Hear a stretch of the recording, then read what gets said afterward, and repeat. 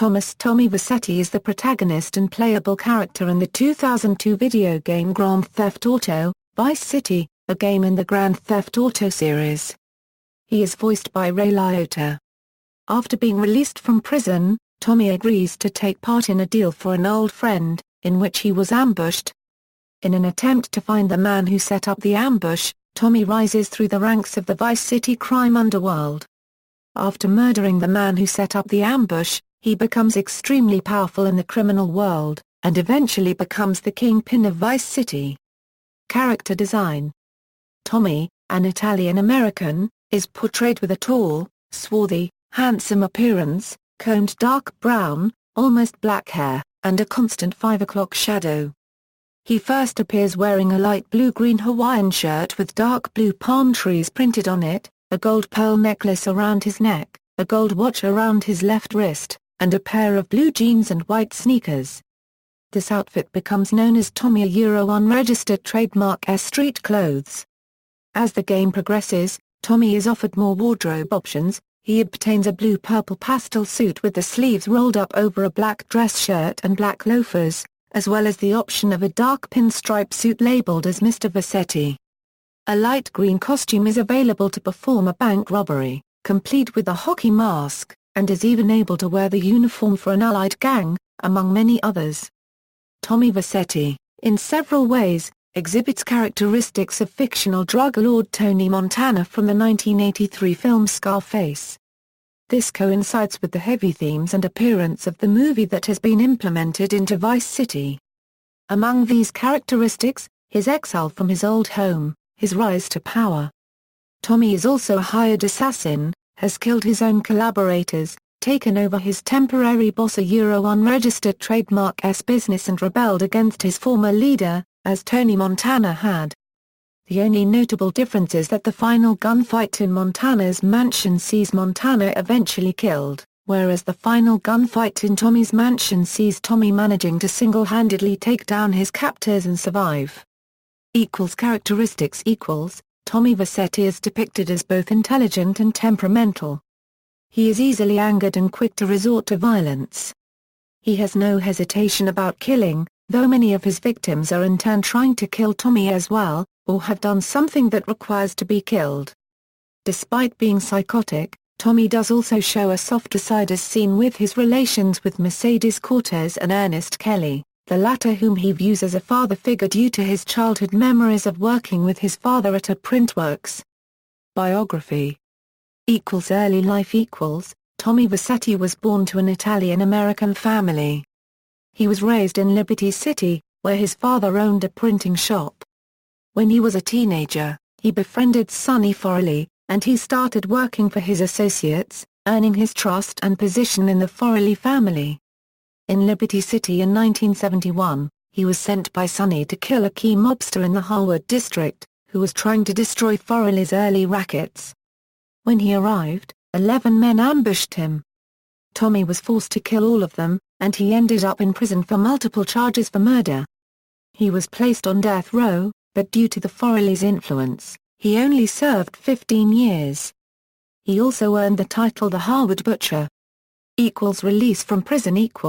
Fresh out of prison in 1986, Tommy is keen to start work again for the Forley family, and is immediately dispatched by Sonny Forley to Vice City to participate in a drug deal, due to Sonny's fear that Tommy's presence in Liberty City will cause him problems in his business as he is still too widely known there.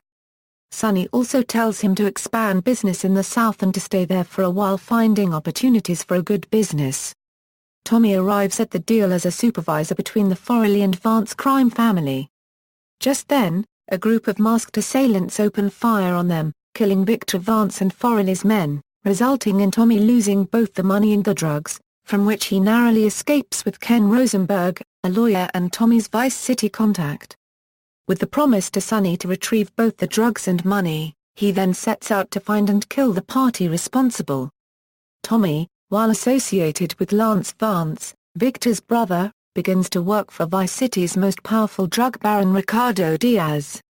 Business adventures. After Tommy and Lance lead an assault on Diaz's estate and kill him, Tommy begins to disobey Sonny's orders and enjoys the empire he claimed from Diaz, Without paying any tribute to the Forley family, enraging Sonny, who constantly demands a larger cut of the profits from Tommy, and Lance, who wants more respect from Tommy and also more control in the family. He and the Forley family's conflict reach a boiling point when Tommy kills Forley henchmen sent to seize his business revenue, and Sonny personally visits him in Vice City. Due to Lance's betrayal, he is forced into a large shootout with the Forley crew, in which he kills Sonny, Lance, and the hit squad, finally securing his empire and gang in the city, with Ken Rosenberg as his main partner. It is also during this major gunfight that Tommy discovers that Sonny actually set up the 11 people to ambush Tommy and caused him to spend 15 years in prison. At the end of the game, Tommy is shown to have become an extremely powerful figure in Vice City's criminal underworld. He has established the Vercetti family, and he is shown to own a huge mansion, many businesses as fronts, and also has a dominating role in established drug trades in Vice City. He also leads the most powerful family in Vice City, still retaining his well-known nickname, and his defeat of the Forley family leader as the beginning of the Forley decline in Liberty City. Also, with the cooperation from the Big Mitch Baker's bikers and the Los Capuans, they are shown to be Vercetti's mutual business partners. Tommy, at the end of the game, is the kingpin of Vice City. Influences and analysis. Prior to the release of Vice City, IGN stated that Tommy was likely to leave the same kind of imprint on kids today that actor Ray Liotta's portrayal of Ray Sinclair left on every high school and college kid who saw Something Wild back in 1986. They also compared Liotta's portrayal of Tommy to his portrayal of Henry Hill in Goodfellas.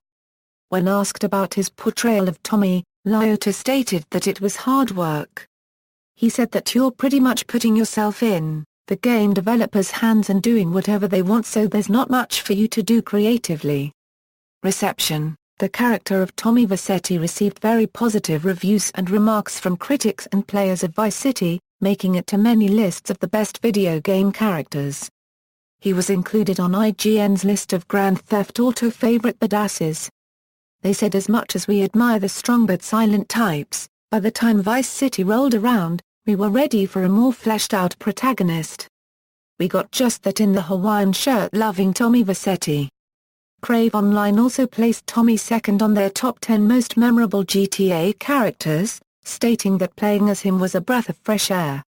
In 2008, The Age ranked Vercetti as the 29th greatest XBOX character of all time, praised Ray Liotta's voice acting and stated while the character riffs on Tony Montana throughout the game, Liotta's speeches give him a reckless sense of humor that makes him more likable than old Scarface.